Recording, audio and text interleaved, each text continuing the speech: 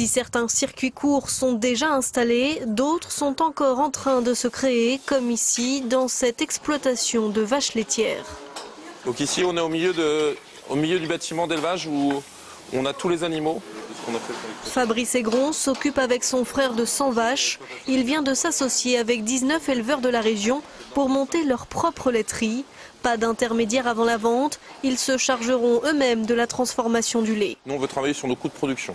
Mais en travaillant sur nos coûts de production, on veut que le consommateur sache ce que l'on fait, comment on produit, pourquoi on le fait. Aujourd'hui, c'est de pouvoir garantir au consommateur qu'il a un produit au juste prix, qui va rémunérer correctement celui qui travaille 7 jours sur 7, 24 heures sur 24, 365 jours par an, le producteur. Qualité garantie, donc pas d'OGM, pas d'huile de palme et un lait riche en oméga 3 avec des bêtes libres de circuler. Donc les vaches viennent quand elles veulent se faire traire, c'est un besoin physiologique, soit parce qu'il y a une montée de lait, soit parce qu'elles ont faim et il y a une partie d'aliments de leur ration, ce qu'on appelle qui est à l'auge. Donc elles viennent, elles se mettent en position et il y a une reconnaissance en 3D à l'intérieur et le robot va venir traire la vache tranquillement. Et pour lever les 8 millions d'euros nécessaires, les éleveurs se sont même lancés dans le crowdfunding, le financement participatif.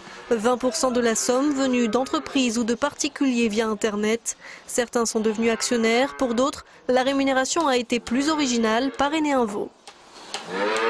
À la naissance, on va envoyer une photo, ils vont pouvoir donner un prénom à l'animal et pouvoir le suivre toute une partie de sa vie. On lui donnera régulièrement des nouvelles. Donc chaque veau, vous voyez, a une boucle, mais chaque veau a également un prénom qui lui est donné à la naissance, qui est sur ce qu'on appelle sa carte d'identité. À quelques kilomètres, la future laiterie, encore vide. Pour leur marque, en direct des éleveurs, ces producteurs ont même conçu et pris en charge l'emballage biodégradable. L'innovation est dans le pré, c'est de dire qu'on peut faire des choses aujourd'hui rentables, sans les subventions, pour que les éleveurs puissent vivre. Il faut construire, il faut inventer, il faut peut-être même profiter de cette période de crise pour faire autre chose. Fabrice Aigron fait un pari, que cette entreprise qui va commercialiser ses produits aux grandes surfaces en 2016 soit rentable tout de suite.